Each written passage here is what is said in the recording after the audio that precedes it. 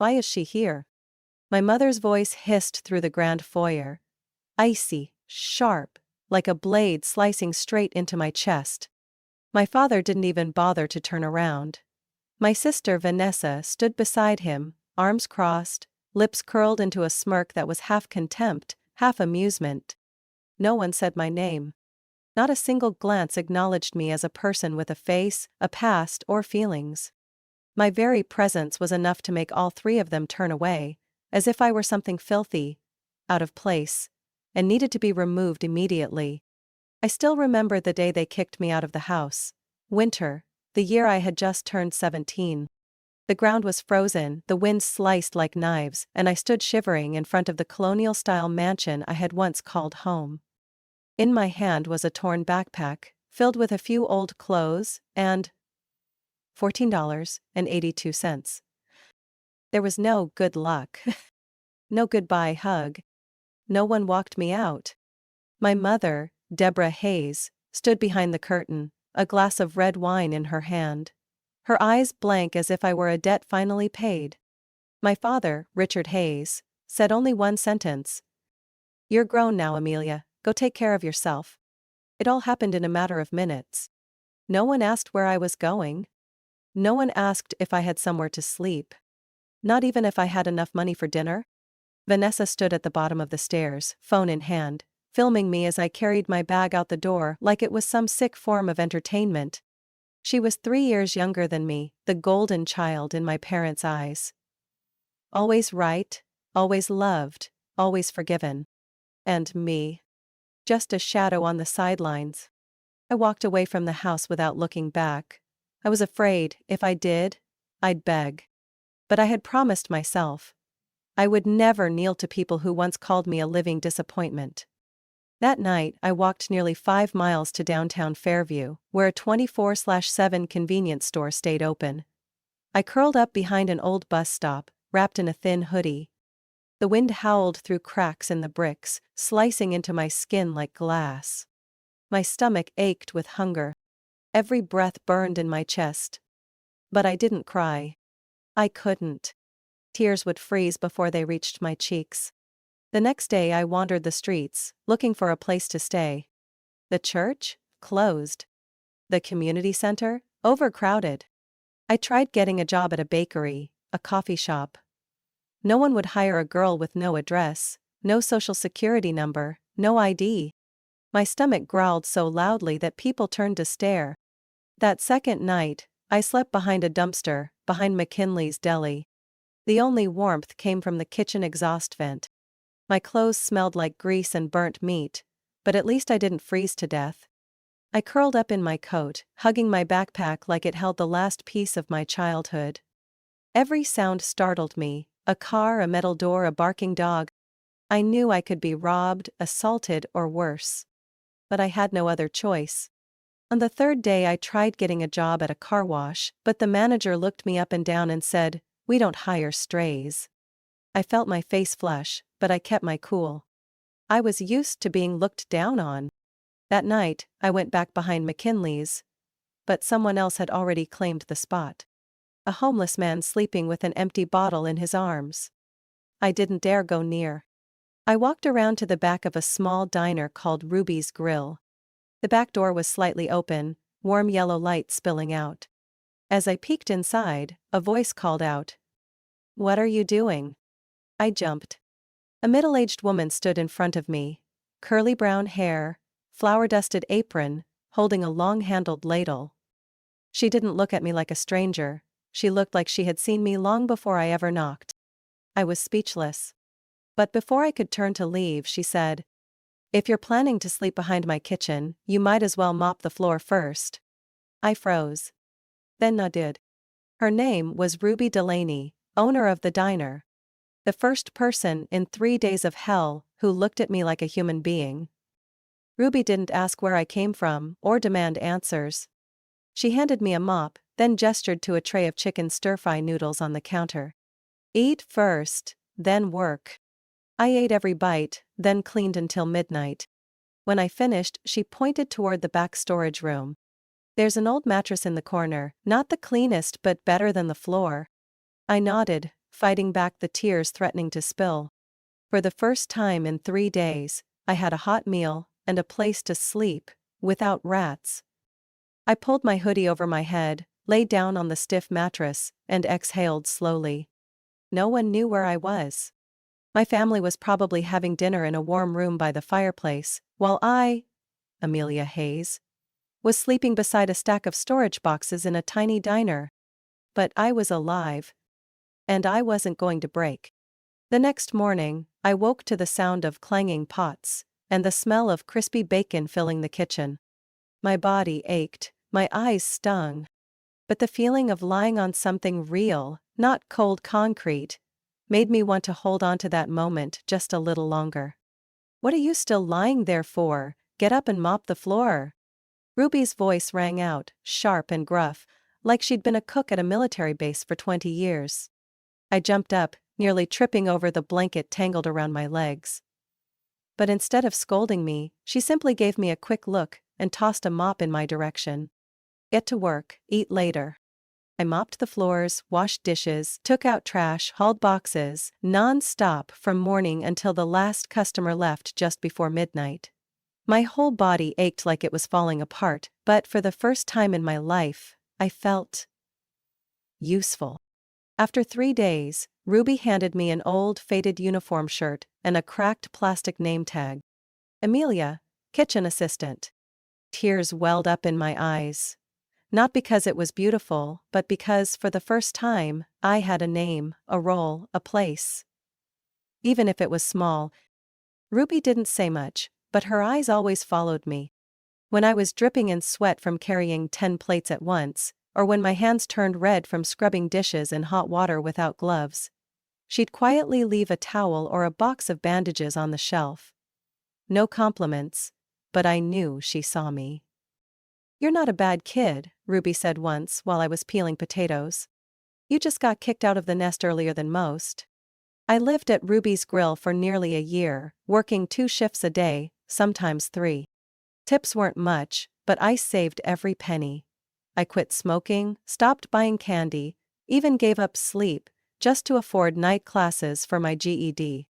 I studied in the storage room after my shifts, using library books.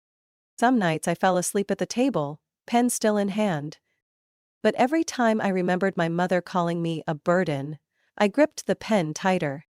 When I turned 18, I passed the GED. Ruby didn't hug me or clap. She simply placed a small cupcake with a flickering candle on the table, and said, "Congrats, now it starts." I cried like rain that night, not from emotion, but from feeling alive. I applied to Central Oregon Community College, majoring in business. I knew I couldn't wash dishes forever.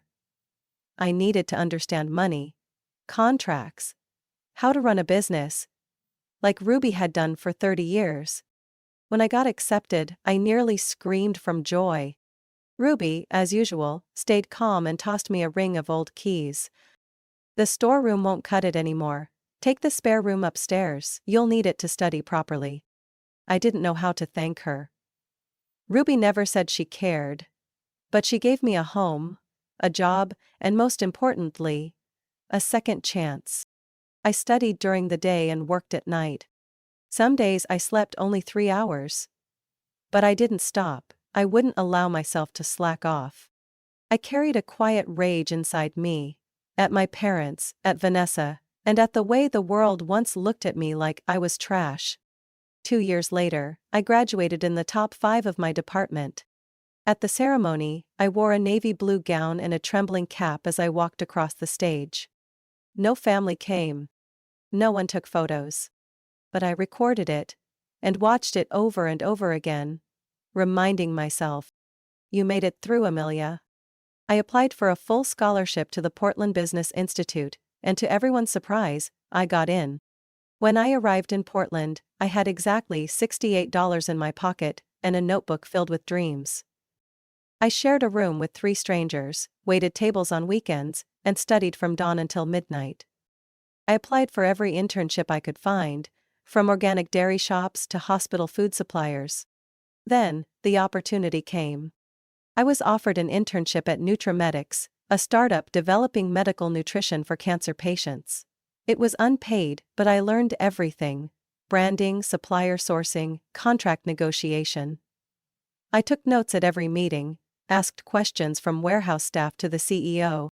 2 years later, I graduated near the top of my class, with an idea I had carried for years. A medical nutrition brand for people with special needs. Cardiac patients, diabetics, post-op recovery. I named it Reclaim, because I knew what it meant to lose everything, and to take it back.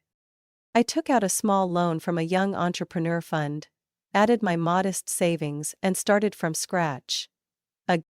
I packed each product box by hand, delivered them on my bike, and live-streamed every night to promote their benefits. It took 3 years for Reclaim to gain attention. But when it did, it spread like wildfire across a dry field. By the time I turned 25, Reclaim was making $5 million in revenue. A year later, the company was valued at nearly $20 million after our first round of investment. I signed distribution deals with the largest hospital network in the Pacific Northwest, and Reclaim became a staple in clinical nutrition. When a reporter asked me the secret to my success, I just smiled. It started with a mop, and one person, who didn't ask who I was. I haven't forgotten those cold nights behind the diner, the sound of my father's door slamming shut, or my mother's eyes filled with contempt. But I also haven't forgotten the smell of Ruby's baked pies, that first mop, or the look in her eyes when she saw me walk across that graduation stage. I survived. I rose. I became someone they never believed I could be. The scent of wine, expensive perfume, and white orchids filled the ballroom at the Ashbury Grand Hotel. The crystal chandeliers cast a glow across my burgundy evening gown, creating the exact kind of cold brilliance I wanted. Because tonight, I wasn't just attending an engagement party. I was present in a way they never imagined I could be. 9 years. 3,385 days since the night they threw me out like a stray dog. And now, I was back. Walking across the marble floors among the well-dressed crowd. As if I had never been broken. As if I had never slept beneath a diner's kitchen stove. 1/2. The music stopped, in a single beat. The first eyes I met weren't my mother's, or Vanessa's, but Lucas Reed's, my sister's fiancé. He stood frozen, champagne glass trembling in his hand. His mouth parted slightly, as if he'd just seen a ghost from the past. I gave him a faint smile. One as cold as early winter. "Oh, look who decided to show up," my mother, Deborah Hayes, said. Her voice cracked like a whip across the hall. "The girl actually found her way here?" All eyes turned toward me. Vanessa, the very glimmering diamond in my mother's eyes, wore a cream-white engagement gown, her arm wrapped around Lucas's, her face lifted, like a 20-year-old queen. "You're not on the guest list," she hissed, her voice rising over the murmurs. "Get out before you ruin my engagement party." I didn't say a word. The sharp click of my heels echoed against the marble floor as I stepped forward. Each sound like a countdown. Richard, the man legally recorded as my father, stood by the bar. He glanced at me once, then turned away, sipping his drink like I was nothing more than a fly in his line of sight. Perfect. Still the same old family, arrogant, dishonest, and so assured I would forever be that pitiful 17-year-old they left in the snow. I stared straight at Vanessa. I didn't blink. "Surprised to see me?" I said, my voice calm like a knife sliding from its sheath. "What are you even doing here?" Vanessa laughed with disdain. "Looking for free food?" A few guests nearby began whispering. I saw a young woman glance at her friend, hand over her mouth. Some of the older men stopped smiling, leaning in to listen. "I came to say congratulations," I replied, pulling a black envelope sealed with red wax from my clutch. I handed it to Lucas. "Because you deserve to know who you're marrying." Lucas took it, confused, but opened it anyway. As his eyes skimmed the contents, I watched the color drain from his face. His jaw tightened. His fingers clenched the envelope until it nearly crumpled. "Vanessa," he said, each word forced through his teeth. Tell me what the hell this is. It's just garbage she made up, Vanessa shrieked, trying to snatch the paper from his hand. I folded my arms. It's a transcript from Oregon State Medical School. Clearly states, Vanessa Hayes dropped out in her second year. Never graduated, let alone became a doctor. The room erupted. Gasps, stunned murmurs, even a few mocking laughs filled the air. My mother's eyes narrowed like she wanted to burn me alive on the spot. She stepped forward, pulling Vanessa behind her, her voice like needles. That's enough. We don't need to hear any more of this filth. You have no right to be here, Amelia. I looked her straight in the eyes and gave a soft smile. You should know something, Mother. I never speak unless I have proof, and… I slowly reached into my clutch again. This is a certified scan from the university's administrative office, signed and sealed. Lucas stared at Vanessa like he didn't know her. He removed the engagement ring, his hands trembling. You lied to me, about everything. I didn't want you to think I was a failure, Vanessa cried, grabbing his arm. I thought you were real, Lucas said, pulling away. But you're just a knockoff trained by your mother since birth.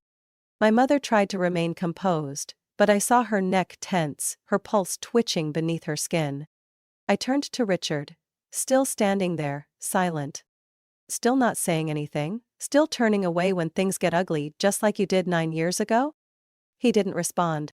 He just tightened his grip on his glass until it cracked. I lifted my chin and scanned the lavish ballroom. This space my family once believed was worthy of a perfect wedding. The expensive perfume couldn't mask the stench of rotting lies. Satin dresses, tailored suits, fake smiles, just masks over a family decayed from the inside out. You should be thankful, I said, my voice like wind gliding across glass. Because tonight, this is only the beginning. Vanessa nearly lost it.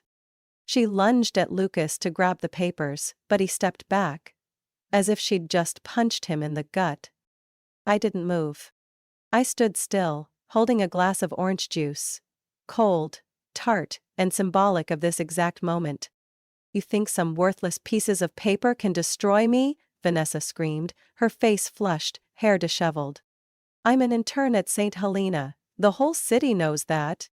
I smirked, then slowly reached into my clutch again, this time pulling out a sleek, black USB. I held it up like it was a rare jewel. Well then, let's see who's lying, shall we? The room went dead silent. Whispers faded. A few guests set down their glasses, eyes locked on me. On this USB, I said clearly, are complete records of correspondence between Deborah and Richard Hayes, and the academic director of Oregon Medical School, including emails, scanned transcripts, and most notably, a small donation offer to cover up their daughter's expulsion for plagiarism. Lucas froze. You're serious? I nodded, no further explanation needed. He turned to Vanessa, his voice cracking. You looked me in the eye and said you were in residency, that you'd have your certification in a few months. You swore. On my grandfather's grave. Remember? Vanessa didn't answer. Her mouth opened, but no words came out. Just trembling lips and wild eyes darting around the room. The same people who once fawned over her now stood feet away, as if scared to catch something contagious. My mother had regained a bit of composure by now. She stepped forward, her voice cold as steel. That's enough, Amelia. This little performance has gone too far. What do you want? Money? Fame? An apology? I looked at her like she was a rotting wooden statue, trying to stand tall in a hurricane. Then I laughed. Not out of anger. Not out of sadness. Just pure contempt. You still don't get it, do you, Mother? I don't want an apology. I want the truth to come out, and you know very well. I haven't even started. I stepped onto the small stage at the center of the ballroom, the one where the band had stopped playing because of the chaos. I looked around, locking eyes with one person at a time, then raised my voice. For the past 10 years, Hayes Family Health Clinic, under Richard Hayes's name, has submitted hundreds of fraudulent insurance claims, falsified medical records, unnecessary prescriptions, even fake patient visits, to pocket hundreds of thousands of dollars from insurance companies. A loud gasp came from the far end of the room. Dr. Manning, director of St. Helena Hospital, the very one where Vanessa had once bragged about her residency, shot to his feet. "Are you referring to the clinic on Maple Street?" he asked, his voice low and ice-cold. I nodded, eyes steady. "That's right, and this," I held up the USB, "contains everything. Bank statements, internal emails, invoices, even audio recordings of meetings where Mr. Hayes instructed staff how to bend the rules for profit." Dr. Manning's face turned crimson. He snapped his head toward Richard, voice sharp with fury. "You used my hospital as a front? You told me your daughter was fully qualified to practice medicine, that she was seriously trained?" Richard tried to say something but no one heard it, drowned out by Dr. Manning's boiling rage. He turned to his assistant. "Get legal on the line, now. I want attorneys here before I leave this room." My mother went pale. She rushed over and grabbed my wrist, whispering fiercely, "Amelia, are you trying to bury this family alive?" I tilted my head, leaned in close to her ear. "No, I'm just cleaning up the garbage you left behind." I yanked my arm free. Then, from my clutch, I pulled out a second USB, this one silver, stamped with the IRS logo. "And finally," I announced, "tonight's most exciting act. For the past 10 years you've used my identity to commit tax fraud, underreporting personal income, evading federal taxes, even opening credit accounts in my name. This, from the same people who once declared I was no longer part of this family." The room froze. A woman coughed on her champagne. A man collapsed into his chair like he'd just witnessed a death sentence. I spun the USB between my fingers, its metallic shine catching the chandelier's light like a silver bullet in a bloody fairy tale. "I submitted all of this to the IRS 3 weeks ago," I said calmly. "And I was informed that a formal investigation was opened 2 days ago." Richard collapsed into a chair. Deborah turned ghost white. Vanessa was now on the floor, her wedding dress bunched, lipstick smeared. Lucas stood there watching them, 3 people who had once symbolized the perfect family, now crumbling like the ruins of a fallen castle. I stepped off the stage, my gaze slicing through the crowd one final time. "If you ever thought you could bury me, you should have made damn sure I couldn't claw my way out. But too bad," I smiled. "I didn't die. I came back. And I brought hell with me." No one moved. Time itself seemed to freeze. Every pair of eyes was fixed on me. The daughter they had erased from stories, photos, introductions. And now, I stood at the center. Not begging for a seat at their table, but burning it to the ground. The first sound to shatter the silence wasn't a protest or a denial. It was the heavy stomp of dress shoes on marble. Deliberate, controlled. 2 security officers in black suits entered through the side door, followed by an IRS agent in full uniform. The polished badge on his chest gleamed like a nail sealing the coffin of my family's grand illusion. "Mr. Richard Hayes and Mrs. Deborah Hayes?" The officer's voice rang out, clear, neutral, final. Richard struggled to rise, his hand clutching the back of his chair, eyes lost like he couldn't believe this was real. Deborah tried to compose herself, but the panic in her eyes and the tremor in her voice betrayed her. This is a mistake. We're the victims here. It's all because of her." She pointed at me, nearly screeching. "She's the one making this up. She's mentally unstable. She's obsessed." The officer didn't even blink. He pulled out a thick folder and tapped it with his ringed finger. "We have over 230 pages of documentation. Fraudulent tax filings, offshore accounts in Belize and the Cayman Islands, and 14 patient complaints from Hayes Family Health Clinic. This is no mistake." That sentence was the final nail in the coffin. The 2 security officers stepped forward. One placing a hand on my father's shoulder, the other signaling my mother to set her purse down. "You can't do this to us," Deborah screamed. "We're people of status, we have attorneys." "Your attorney will meet you at the federal station," the man in the suit replied, his tone colder than ice. Richard didn't resist. For the first time all night he looked at me. And his eyes, once filled with disdain and cold indifference, were now consumed by fear. The kind of fear that comes when everything you believed was untouchable begins to fall. His reputation, his power, and the illusion that his eldest daughter had disappeared forever. I didn't blink as they were escorted past the rows of banquet tables, through the disgusted stares of those who once bowed before them. Some turned away. Some raised their phones. But no one stepped forward to defend them. Not a single person. Vanessa was still on the floor, her wedding dress twisted and rumpled, her makeup smeared like a painting washed out by rain. She clutched her head, her entire body trembling. She didn't scream anymore. She didn't deny. Didn't sneer. All that remained was a broken, exposed mess, stripped bare in front of everyone. Lucas stood a few steps away, his eyes cold as steel. Without a word, he quietly removed the engagement ring from his finger and dropped it in front of her. The ring rolled a few times before settling amid the crumpled lace. The chandelier's light bounced off the metal, but it no longer held any value. "Lucas," Vanessa whispered, looking up. "I didn't think it would go this far. I was wrong. I'm sorry. Please don't leave me." "Sorry?" Lucas repeated, his voice hoarse. "You lied to me, to my family. You deceived a hospital and used your name to milk everyone's trust. And now you say sorry?" Vanessa crawled toward him, her dress dragging like the corpse of a swan through a grand ball gone wrong. "Mahalia, please," she sobbed, her voice fractured. "You're my sister. You know I didn't mean to. It was Mom, she made me. I didn't have a choice." I looked down at her. The one our mother once called the only pride of the Hayes family. The one who laughed when I was thrown out, who filmed it for the internet like it was some sick joke. Now she was on her knees, arms outstretched, begging for a thread to keep her from drowning. "You didn't have a choice?" I echoed, my voice barely above a breath. "And what about me? 9 years, did I have one?"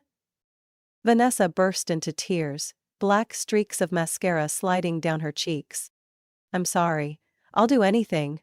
I'll kneel in front of this whole city if that's what it takes for you to forgive me." I bent down, looked her straight in the eyes, those once confident, gleaming eyes that used to look at me like trash. "Forgiveness?" I let out a quiet laugh and shook my head. "No, Vanessa, forgiveness isn't something you get to ask for, and it's not something I need to give." I turned away, leaving her trembling on the floor. As I walked toward the exit, whispers rose behind me like ocean waves. The crowd parted to make way, as if I were a storm that had just torn through the room. I didn't look back. Not at my mother, not at my father, not at my sister. Because it was over. And I hadn't come back to save them. I came back to end it. I stepped out of the Ashbury Grand at exactly 10:12 p.m. The December wind whipped across my face, cold, but not as bitter as that night 9 years ago, when I stood outside their house with nothing in my hands. This time, I didn't shiver. I didn't cower. I walked forward, head held high, every step steady like I was crushing the ashes of the past beneath my heels. City lights spilled across the pavement like an abstract painting. And in the middle of all that glow, I felt a strange peace settle inside me. A black SUV waited at the curb. The window rolled down, revealing a familiar face and a tilted smile. "All done?" Nathan asked, his voice soft like the night breeze. I opened the door and slid into the passenger seat, placing my clutch on my lap. "Yay," I said, tightening my seatbelt. "It's over." Nathan didn't ask for details. He didn't need to. He was the only one who knew everything. Every bank statement I'd gathered over the years. Every night I stayed up revisiting old paperwork. Every moment I wrestled between forgiveness and exposing the truth. He'd been there, quietly, like a street lamp at an intersection. Never pushing me one way or another, but always shining just enough for me to see I wasn't alone. He looked at me for a long moment, then raised an eyebrow with that calm, dry wit of his.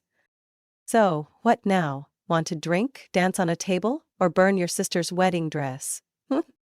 I burst out laughing, really laughing.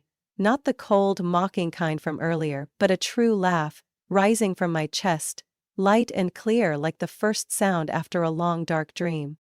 Cake, I said, eyes still sparkling. I want cake. A big slice of something sweet. With frosting, chocolate, and lots of strawberries. Cake?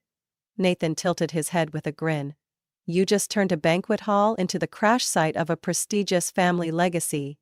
Walked out like a queen stepping off her throne, and now you want cake?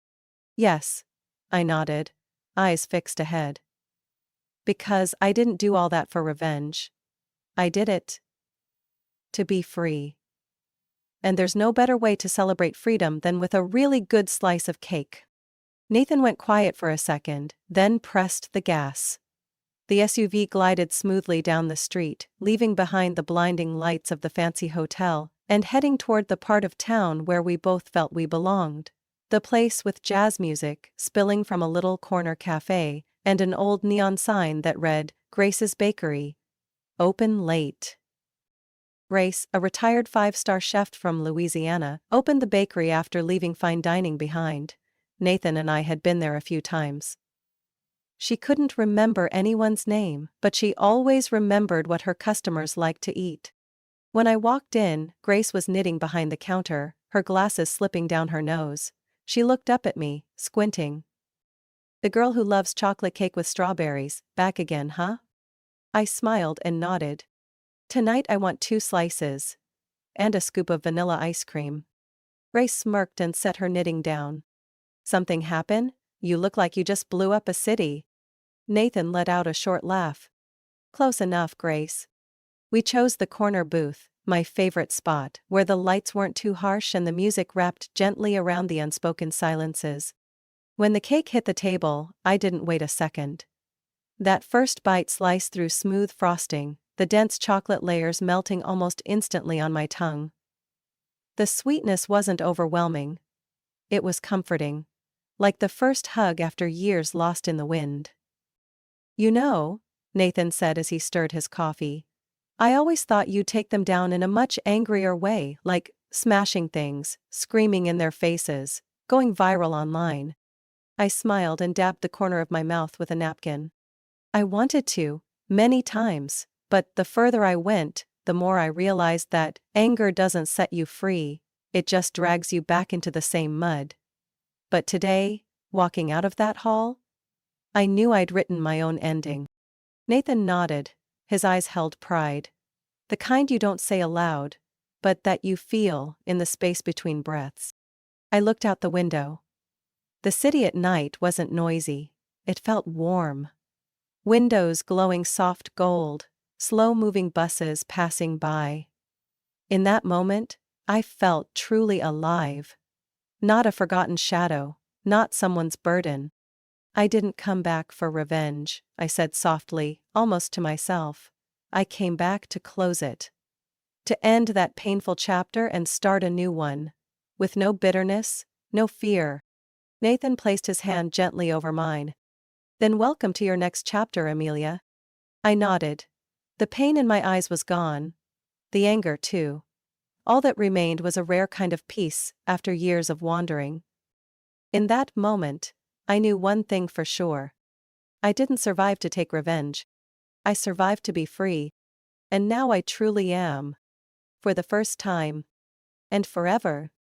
Amelia's story is a powerful reminder that no one gets to define your worth, not even family.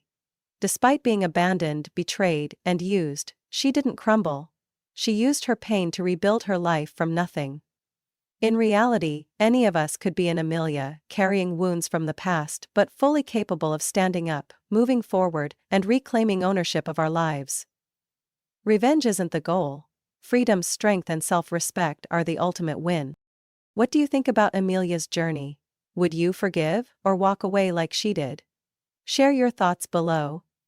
And don't forget to follow the channel so you won't miss the next emotional, powerful family story.